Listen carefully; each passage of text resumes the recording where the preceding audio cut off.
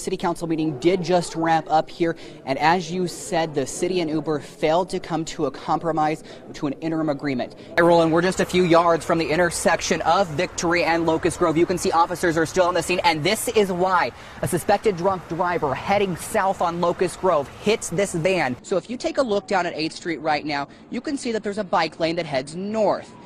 Under these new changes, that bike lane will be eliminated and a northbound traffic lane will be added. This one-sentence law has been on the books since 1963. In fact, members of City Council didn't even know that it existed until the police chief brought it to their attention, asking for it to be taken off the books. Tonight, it is nearly no more.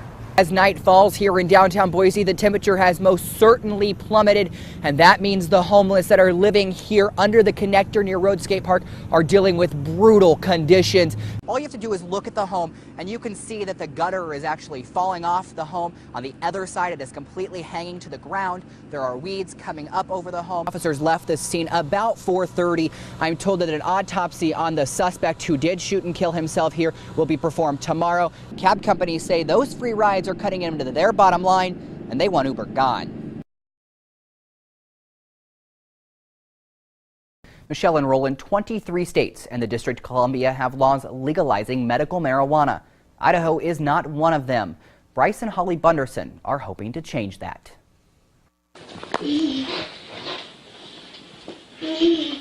Stay out here, buddy. Moments like these Go!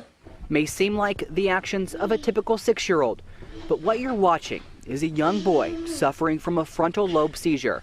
It doesn't display as your typical grand mal seizure, but the brain function is no different. If he has one of those seizures when he's on a bike, or he loves to ski, he loves to climb everything that he can. If he has one of those seizures during those times, it's very scary. Scary for the parents of young Scout Bunderson. The seizures were so bad, Scout's parents, Bryce and Holly, made the decision to have part of his brain removed last year. It was great. The seizures had stopped. We weren't seeing them. And then slowly they started coming back. And now we're seeing at least one a day. The surgery was a last resort, at least here in Idaho. Doctor after doctor has encouraged the Bundersons to try medical marijuana. It's something they are fighting to have access to in their home state. Monday, they took their message to Idaho lawmakers, meeting with Representatives Cherie Buckner-Webb, Eric Redmond, and Senator Chuck Winder. We've had good support on all fronts. Pretty surprising. We were a little nervous about coming up here. This is our first trip to the legislature, and I think it went well. The meetings make Bryce and Holly hopeful, but they know change won't happen anytime soon. They want videos like these of Scout and their messages to change hearts, minds, and Idaho laws. It's a fight for the son who gives them hope that they aren't giving up. When is enough is enough? When does it become that time where you can no longer fight anymore? When our son is cured, when he's healed, and when everyone who needs it has access to the medicine they need. Bryce and Holly have several more meetings at the State House tomorrow, including a meeting with Lieutenant Governor Brad Little and the Office of Drug Policy. We will let you know how those go tomorrow night. Live in studio, Chris Oswalt, Fox 9 on your side. I said it's done. They say the third time is the charm. We have a marriage certificate, so we are okay with that. So. For veteran Madeline Lee Taylor, Wednesday may have proved that. It's the end of a hard row. We've had to go fight pretty hard to get it. And it's a relief that it's over. I'm happy that we'll finally get Jean out of the closet and down here in the niche where she belongs. It was a day of triumph for the veteran fighting for equal rights. So this would be your spouse's information right here, pre-registration. After having her application for burial at the Veterans Cemetery denied twice. There's no harm out there from two old lesbians' ashes. The 74-year-old vet was finally able to fill out the paperwork, pick out a memorial plaque, and can now plan to spend eternity with the love of her life. And I'm so relieved that I'll be joining her there eventually. Maybe 20 years. The last several years since Jean's passing have been lonesome for Lee. Sometimes my arms actually ache, you know, from wanting to hold her. An ache turned to a desire, and now a commitment from one woman to another. I'm proud of it. I'm proud that we got it done. Yep. A commitment to be together forever.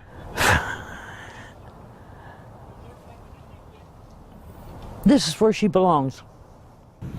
Donna Michelle, as night falls here in downtown Boise, the temperature has most certainly plummeted, and that means the homeless that are living here under the connector near Road Skate Park are dealing with brutal conditions. Some of them are so miserable, they're going to the hospital to get heat. This one I just got. It's kind of a light one. Karen Shea is just one of many forced to sleep in the cold and snow. Shea, who has been homeless for the last several years, turns to blankets for warmth. As well as you layer up on your coats and clothes and stuff, you gotta do the same thing with your bedding. Protection from the cold is vital. The National Coalition for the Homeless says life-threatening hypothermia can set in between 32 and 50 degrees. Not everyone who finds themselves homeless are willing to escape the cold through traditional methods. Many are turning to local ERs to get warm. Shea isn't one of those. No, it's not my favorite place to hang out. Both St. Alphonsus and St. Luke's say they've seen an increase in their ER visits since the temperatures dropped. Neither could give me specific numbers, but Beth Toll with St. Luke's told me in a statement, quote, "It is true that when we have extreme weather, we see more people come to the emergency department because they have nowhere else to go," end quote. The National Coalition for the Homeless points to the lack of shelters as an excuse for the homeless to use ERs for warmth. In a 2010 report, the coalition found only 19% of shelters in the U.S. are open all day. In Boise, Shea says there are options. The River of Life Men's Mission, they have their dining room open for people to go, because when it's under 32 degrees, they open up their dining room for people to go and then they watch movies. The most important thing, though, for those forced to sleep in the cold is layers, something Shea has become pretty good at. It's just a lightweight comforter, but it keeps the heat in as well. And then this is a small fleece blanket and another small fleece blanket.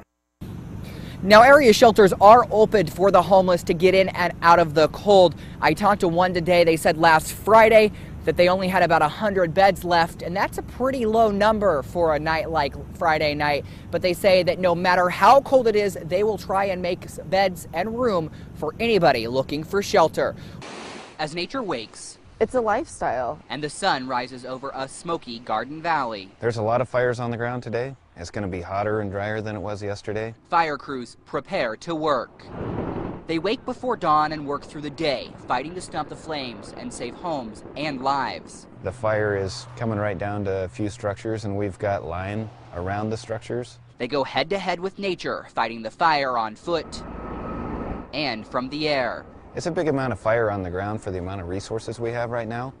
So we've got orders in to get more resources. Risking their lives. For threat is there on every fire. To contain the blaze. This is a bigger fire in some rough terrain, and you know, people really need to keep their head in the game and be thinking safety first. They face obstacles along the way. You've got aerial hazards, you've got, you know, you're watching for where the helicopter's dropping or where the retardant's going. But they won't give up. We're going to aggressively go after this fire again today. Until the fire is out. We're going to try and create a box that we're going to keep the fire inside of.